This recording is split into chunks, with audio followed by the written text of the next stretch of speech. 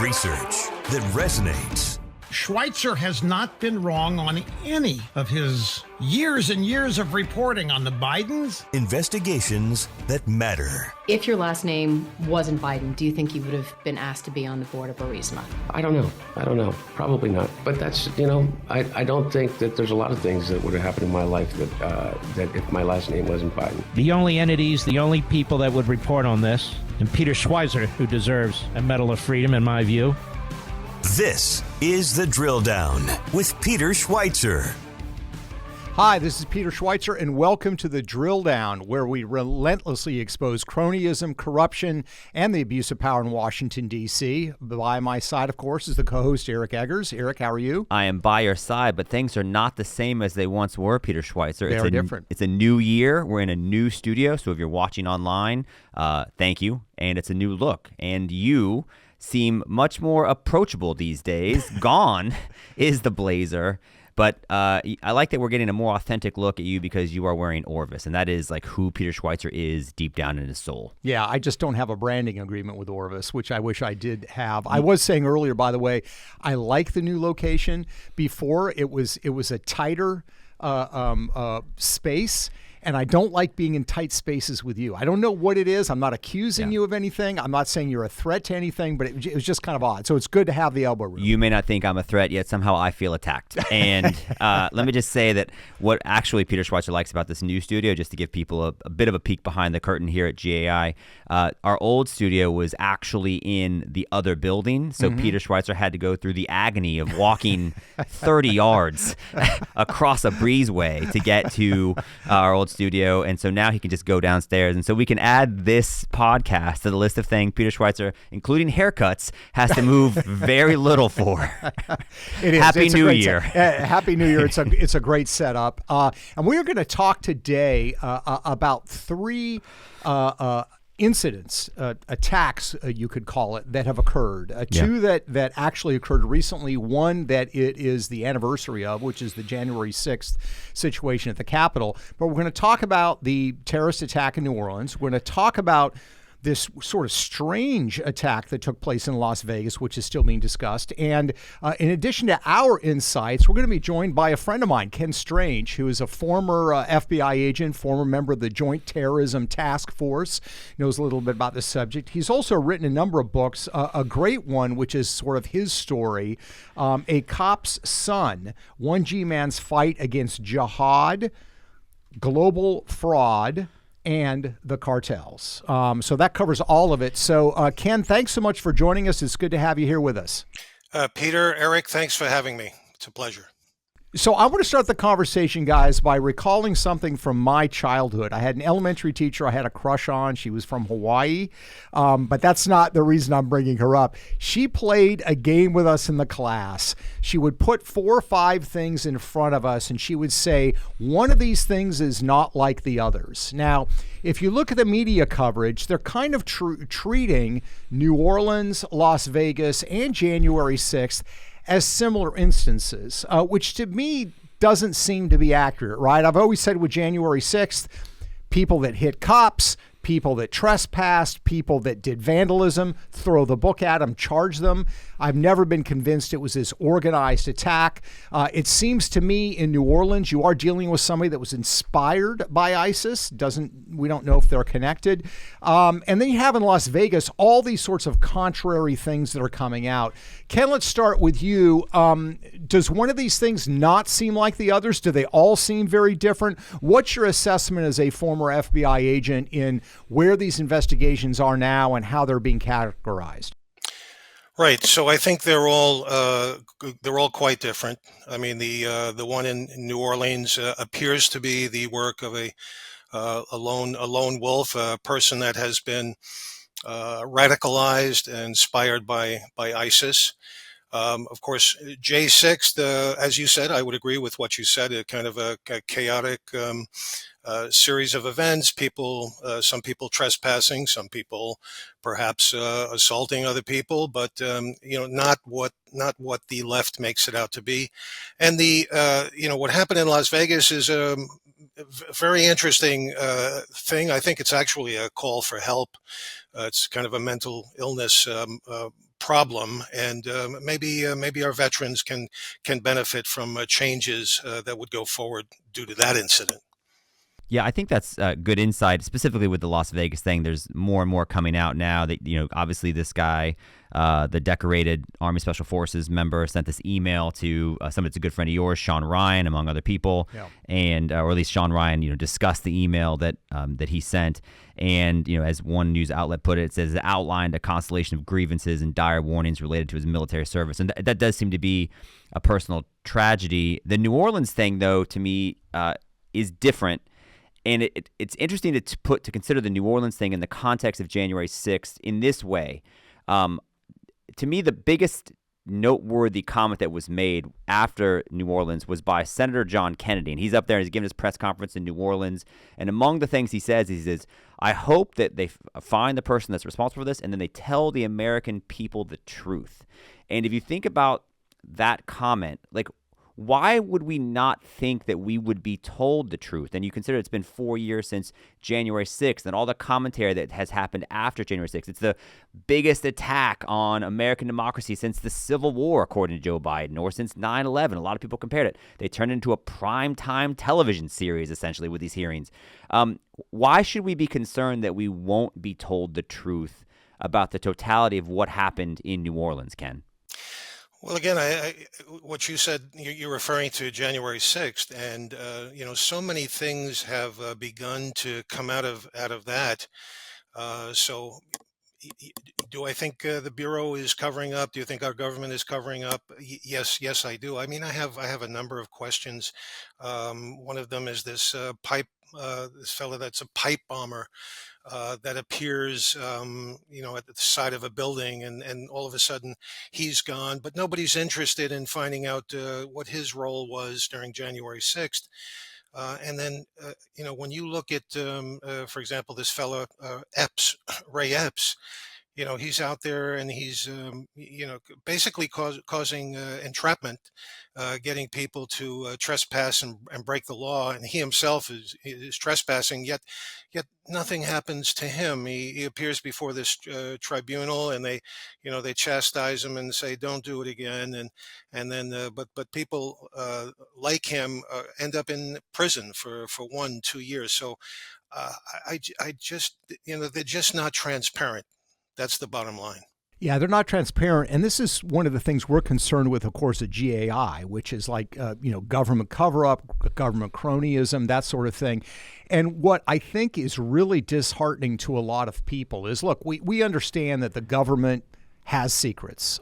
They probably have too many secrets. So a lot of it's to sort of protect them, but we understand the need for some secrets. But the fact that we don't get information about things that occurred a while ago. Remember the Las Vegas shooting incident that happened years ago. It seems to me there's been very, very little information that has come out about the motivations. Now, maybe it's they don't know anything, but I just sort of doubt it. And so, Ken, in having served, at DOJ and the FBI and of course tracking events as you do, I know you've done a lot of consulting, fraud investigation in the private sector as well. What is the mindset of the FBI when it comes to not sharing information about criminal acts? Because on the one hand, if you're withholding that information and you're saying we don't want conspiracy theories out there, this breeds conspiracy theories, right? If you're not being told anything, now people can start saying all kinds of things about what's going on. So what's the mindset here, and what's your view on where the FBI should go in terms of transparency and reform and that sort of thing? Wow, that's loaded. Yeah. So I mean, look, I just want to, if you would indulge me, I just have a brief story about a lone wolf situation that we had back in 1991 with the JTTF in Newark. We had identified a Kuwaiti-born Palestinian who emigrated to the United States and joined the military. And just prior to the first Gulf War, this person reached out to another country and said that he and his group would be very happy to assassinate Bush. This was Bush the Elder and some other politicians. So of course we got right on top of that. And in addition, we had a Secret Service agent in our group. So of course we had nexus to work the case. But what the FBI does best is pour manpower and resources into these cases. You'll know them as specials. And in the end, we thwarted this individual. We arrested him. Now, New Orleans did not have that type of ending. But imagine, just imagine, if they had the resources that had been siphoned off to the J6 investigation, to the surveillance of parents at school board meetings, or Catholics that wanted to go to Latin Mass, and all of that, if those resources were made available, then I think what happened in New Orleans may have ended up much, much differently. By the way, I just want to, that's a pretty startling thing to say. I mean, from somebody who's been on the inside. So your view is, call it mission creep or whatever, the FBI has expanded their billet into areas, and the core things that they are supposed to do, counterintelligence, counterterrorism, organized crime, they've shifted away from that, and New Orleans could have theoretically been prevented had they not veered off in these other directions. That's what you're saying. That's what I'm saying. If you had made available all those resources that they had diverted to these political type cases, then imagine allocating all that manpower, all those resources to the counterterrorism component and all the JTTFs across the nation. And I'm going to say one other thing, if I could. Where was Director Wray when all this was going on? And I ask that because I knew that he was doing a farewell tour right around Christmas and heading towards New Year's Eve, and he was in the Western Field offices. I believe he was in Colorado, and then visiting a resident agency in Cheyenne, Wyoming. Now, I've been to that agency, that office. It's a 4-man office. What is the director doing there just days before New Year's Eve? That's you guys know this, that the jihadists, they focus on special dates such as New Year's Eve. But the director is out there, farewell tour in Cheyenne. Didn't make sense. I don't understand it. Ken, I think you answered your own question. He was there because they only have 4 people. He's trying to chip in, right? It's just increase the workload by 20%. And I'd like to point out there was in fact no terrorist attacks in Wyoming over New Year's Eve. So, and I'd also like to know, is Christopher Wray a skier? Yeah, well, that's a great question. Just saying. Or perhaps a huge fan of Yellowstone. But both are potentially likely. No, but I think to your point, because this is actually, when you start looking into this, because it's like, okay, we started asking ourselves, is the FBI guilty, as other agencies have been, of focusing on the wrong thing? You start to say, all right, well, had they opened up new DEI offices, and they have, and there's different work groups, and there's some weird names we might talk about at the end of this podcast. But then you kind of get into it, and I mean, here's Gus Mayorkas' own words, starting, and this has been a well-documented effort. And it's not unrelated to January 6th, because I think the way that the Biden administration decided to attack Trump and Trump's supporters after January 6th is to label them, if not white supremacists, at least white supremacist adjacent. And so now it's impossible to view this new shift against white supremacy without considering it to be an attack on people that like Donald Trump. Here's Gus Mayorkas, I think in 2021, talking about the gravest threat that faces our country's national security. And what we in the Department of Homeland Security have assessed is that the greatest terrorism-related threat that we face in the homeland is the threat of domestic violent extremism. Individuals drawn to violence because of ideologies of hate or false narratives propagated on social media and other online platforms. And the most prominent threat is the threat of white supremacists. And I want to apologize. That's Alejandro Mayorkas, of course, DHS Homeland Secretary, not Gus Mayorkas. But the point is, he actually didn't just say that. He testified in Congress about, for the first time, they allocated $77 million of FEMA resources towards combating domestic extremism. And we all know that FEMA is another organization that you might say has, been guilty of misallocating resources and not being able to respond to the moment. So this is a thing that has been throughout the Biden administration. Of course, not to be outdone, here's Joe Biden in 2023 talking about also the greatest threat. And it's worth pointing out, he said this at the commencement address of Howard University, which is an HBCU. Here's Joe Biden on what he considers the gravest threat to be facing our country. The most dangerous terrorist threat to our homeland is white supremacy. And I'm not saying this because I'm at a black HBCU. I say it wherever I go. He also says it in front of HBCUs. It's just, right, it's just a friendly crowd. Clearly a political component to it.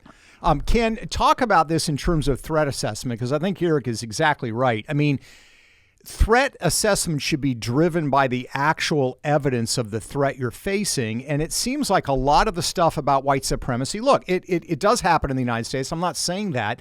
And I'm not saying we shouldn't allocate some resources, but the bottom line is it seems to be ideologically driven by the domestic politics of the Democratic Party. Peter, I would agree with you. It is ideologically driven by the party in power. And yes, you're right. There is some white supremacy. It's minuscule. There are gangs of Aryan Brotherhood. I've dealt with them in prisons, for example, but they're minuscule in numbers. And they're touting this threat. It looks like they're reading from the same memo every morning. They're all going to be in lockstep there, but I see, much more of a threat from BLM, for example. The millions and millions of dollars worth of destruction and mayhem and murder. Antifa is another group, but rarely mentioned. So, it doesn't seem to be accurate at all. They're all slanted towards white supremacy. I don't see that as the proof, as the real numbers. But I see it more so with Middle East terrorism, for example, or other violations. So I want to ask both of you this question. The recent incidents, Eric, we'll go with you first. When you first heard about New Orleans, what was your instinct as to who the perpetrator might be? Same thing with Las Vegas. Did you think domestic terrorism, international terrorism, nut job? What did you think? I didn't think it was a white supremacist. I I hate to say it, but that, so then, in fact, I was actually talking to some friends of mine, and somebody came up and said that identified the person that did it, and they said, yeah, he was actually a member of the U.S. military. I was like, no way. They go, yeah, his name was 𝐃𝐫𝐢𝐥𝐿, and this person then expressed some. They were unsurprised to find out that it might have been someone who comes from an ethnic background that suggests a mentality that does that. So yeah, I guess you hate to say, but that is what the longer track record has been for me. Yeah. Yeah. And Ken, what was your initial impulse? Did you think this was foreign terrorism initially?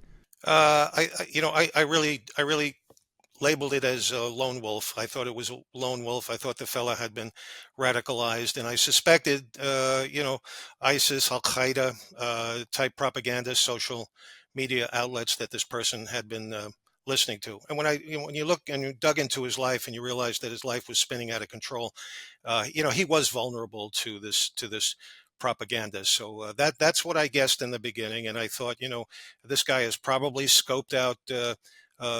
Bourbon Street, been to New Orleans before, and that turned out to be correct as well. My only concern is the information they've provided about the trip to Cairo, Egypt, and to Canada. I'd be interested in finding out if he made any connections over there. Do you think that we have to be guilty of confirmation bias, though? Because it's another thing that I compare this to, in addition to the January 6th attacks, in terms of the media coverage and what we think about it and say about it. It's also, I think, not unrelated to the way we think about the United Healthcare shooter. The guy that shoots the United Healthcare shooter, Luigi Mangione. We've talked on this podcast about how much we knew about him so quickly, and then he gets caught a week later. He's got the gun, he's got the manifesto on him, and a lot of people express a lot of skepticism about that. Why would he still have the gun? Why would he still have the manifesto on him? This guy gets caught with an ISIS flag, and it was like, yeah, I knew it. Right? I mean, but I think in some ways they're not unrelated. I mean, they're kind of, but the way we think about them and the skepticism we express about them is different, partly because of our own, not to sound like a DEI trainer at the FBI, but we do have some bias in terms of the way we think about this, right? Sure. Yeah. And, I just, if I could, I have to give the FBI a D- for the way that they presented this case to the public. I mean, they were coming out. It's not an act of terrorism, and yet it reeked of terrorism. And Eric, you mentioned the Shahada, the ISIS flag that they found on the guy's truck. I mean, it's screaming terrorism, and they're saying that.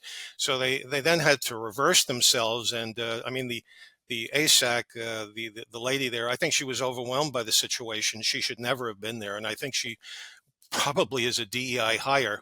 And then it was embarrassing because then they had the deputy director fly in from DC to kind of calm things down. So that, and then they come out with that assessment. And then of course, some of their partners have a different assessment. So it was totally embarrassing. So let's talk a little bit more about the Las Vegas shooting, which there seems to be a lot more confusing information about. Clearly, this is a guy that I think the reports are that his wife was leaving him, or they were splitting up. There clearly seemed to be indications of PTSD. Some of the statements he was making, some of the claims, some of the anguish he was dealing with among friends. Is it still possible that there could be some kind of a political motivation? Or do you think the evidence is pretty clear at this point, Ken, that this is just a guy who is enormously troubled? I mean, clearly he chooses to do this in a Tesla truck in front of Trump's hotel. Maybe he's just doing that to get attention, but it seems to have the markings of some kind of a statement. I don't know what that statement is, but give us your thoughts of where we are on the Las Vegas situation. Right. Well, I think it's been investigated better than how the FBI is doing it in New Orleans. But for certain, I mean, you do have an individual. Look, the guy was a patriot too, but he's calling attention to his plight and maybe the plight of other veterans or other soldiers who are, who knows, they don't feel like they're appreciated, whatever that may be. But he did call attention to that by the act in front of the Trump Tower using the Tesla, as you said.